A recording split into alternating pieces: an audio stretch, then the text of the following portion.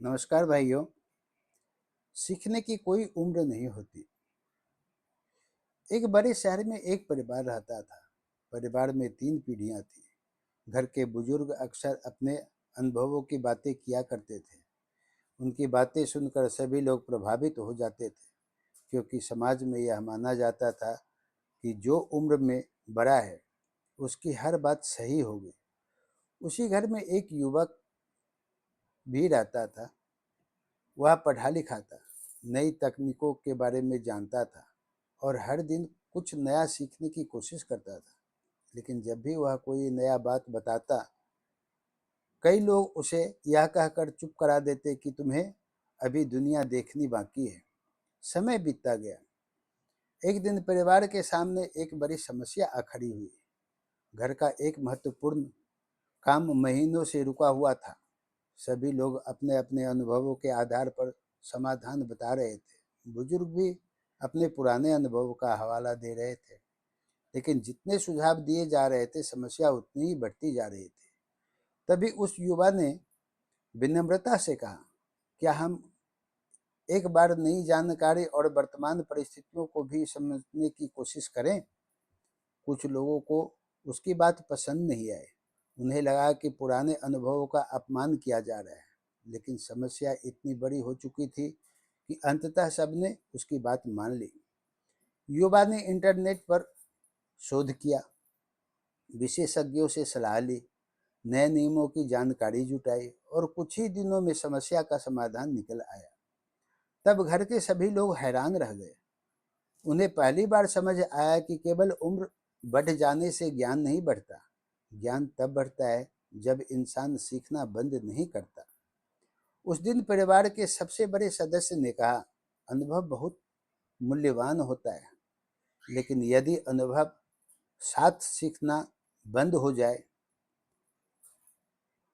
तो वह अनुभव बोझ बन जाता है। यह बात सुनकर सभी के चेहरे पर मुस्कान आ गई। कुछ दिनों बाद उसी मोहल्ले में एक और घटना हुई। एक व्यक्ति का अधिकांश समय दूसरों की जिंदगी को झांकने में गुजरता था।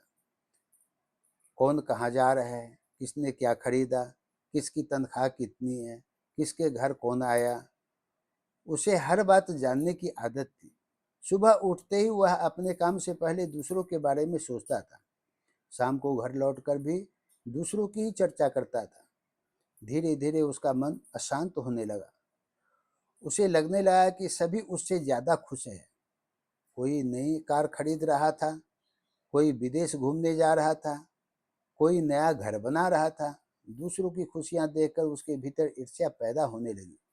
वह सोचने लगा, मेरे पास यह क्यों नहीं है, मैं पीछे क्यों हूँ, मेरे माता पिता ने ऐसा क्यों नहीं किया, मेरे लिए क्यों नहीं अर्ज करके रखा, लोग मुझसे आगे कैसे निकल गए और हम इतना ज्ञानी होकर के हम इतना पीछे कैसे रह गए। धीरे धीरे उसकी नींद कम होने लगी। मन में तनाव बढ़ने लगा। चेहरे की मुस्कान उसका गायब हो गया। उसी मोहल्ले में एक दूसरा व्यक्ति भी रहता था। उसे दूसरों की जिंदगी से ज्यादा अपनी जिंदगी में रुचि थी। वह सुबह उठकर योग करता, अच्छी किताबें पढ़ता, नई चीजें सीखता, अपने परिवार को समय देता, अपनी गलतियों को सुधारता। वह दूसरों की सफलता देखकर खुश होता और उनसे प्रेरणा लेता। यदि कोई उससे आगे निकल जाता तो वह जलता नहीं था, वह सोचता था, अगर वह कर सकता है तो मैं भी सीख सकता हूँ, मैं भी कर सकता हूँ। हर दिन वह अपने कल से बेहतर बनने की कोशिश करता था। कुछ वर्षों बाद दोनों व्यक्तियों के जीवन में बड़ा अंतर दिखाई देने लगा। पहला व्यक्ति अब भी दूसरों की कमियां ढूंढ रहा था। दूसरा व्यक्ति लगातार आगे बढ़ रहा था।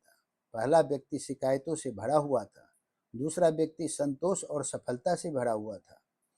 एक दिन दोनों की मुलाकात हुई। पहले व्यक्ति ने पूछा, तुम हमेशा खुश कैसे रहते हो और खुश रहने का कारण क्या है? दूसरे व्यक्ति ने मुस्कुराकर जवाब दिया, क्योंकि मैंने अपनी ऊर्जा दूसरों पर नजर रखने में नहीं, बल्कि खुद को बेहतर बनाने में लगाई है। उसने आगे कहा, दूसरों के जीवन की खिड़कियां को झांकते झांकते लोग अपनी पूरी जिंदगी और अपने घर का दरवाजा बंद कर लेते हैं। यह बात सुनकर पहला व्यक्ति गहरी सोच में पड़ गया। उस रात उसने अपने जीवन का हिसाब लगाया। उसे एहसास हुआ कि उसने वर्षों तक दूसरों को देखने में अपना समय बर्बाद किया है, कुछ किया ही नहीं है, बैठे बैठे अपना जिंदगी गुजारा है।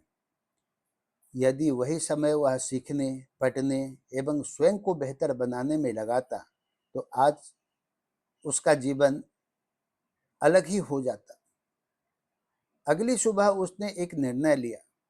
अब वह किसी की आलोचना नहीं करेगा, किसी के बारे में सोचेगा नहीं, किसी का निराकार उसके ऊपर में दोष नहीं लगाएगा, किसी की सफलता से ईर्ष्या नहीं करेगा, किसी की निजी जिंदगी में ताक झांक कभी वह नहीं करेगा और न कभी शिकायत एक दूसरे को करेगा। वह हर दिन कुछ नया सीखेगा। धीरे धीरे उसके जीवन में बदलाव आने लगा। उसने नई तकनीक सीखी, नई भाषा सीखी, नई किताबें पढ़ी, नए लोगों से मिला। उसका आत्मविश्वास बढ़ने लगा। जो व्यक्ति पहले दूसरों को देखकर दुखी होता था, अब खुद की प्रगति देखकर खुश होने लगा, क्योंकि वह दूसरों को ताक झांक करना वह बंद कर दिया था। यही कारण है कि श्री कृष्ण ने ज्ञान को सबसे बड़ा धन बताया है। ज्ञान न उम्र देखता है, न पद देखता है, न संपत्ति देखता है। ज्ञान किसी भी उम्र में प्राप्त किया जा सकता है।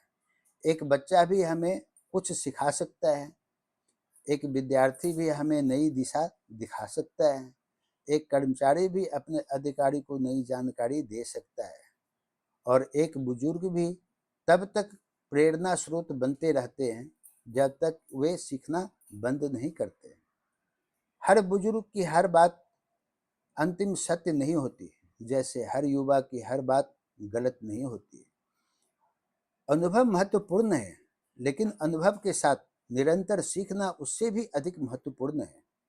ज्ञान की कोई उम्र नहीं होती है। जो व्यक्ति हर दिन कुछ नया सीखता है वह जीवन में आगे बढ़ता है। ईर्ष्या और द्वेष मन की शांति छीन लेता है। दूसरों की जिंदगी में ताक झांक करने वाला बेहतर है अपनी जिंदगी को बेहतर बनाना। दूसरे की जिंदगी में कभी भी ताक झांक जो करता है बर्बादी की शिखर पकड़ लेता है। तुलना खुद देती है, जबकि आत्म विकास सुख देता है। तुलना जो है दुख देती है, जबकि आत्मविश्वास सुख देता है। जो स्वयं को सुधारने में समय लगाता है वही सच्ची सफलता और खुशी प्राप्त करता है। ताक झांक, नोक झोंक, ईर्ष्या द्वेष, मारपीट से हटकर अपना मार्ग अपनाने का प्रयास कीजिए। और याद रखिए, उम्र बढ़ने से ज्ञान बूढ़ा होता है, लेकिन सीखते रहने से इंसान हमेशा युवा बना रहता है। यह सत्य है और इसको प्रमाणित किया गया है। अगर यह कहानी अच्छी लगी हो तो लाइक, शेयर, सब्सक्राइब जरूर कीजिएगा, और कमेंट में भी कुछ गलत बातें या कुछ सुझाव अगर आपको लगे तो कमेंट में भी दे सकते हैं। आगे फिर मिलेंगे एक और नई कहानी के साथ। तब तक के लिए धन्यवाद।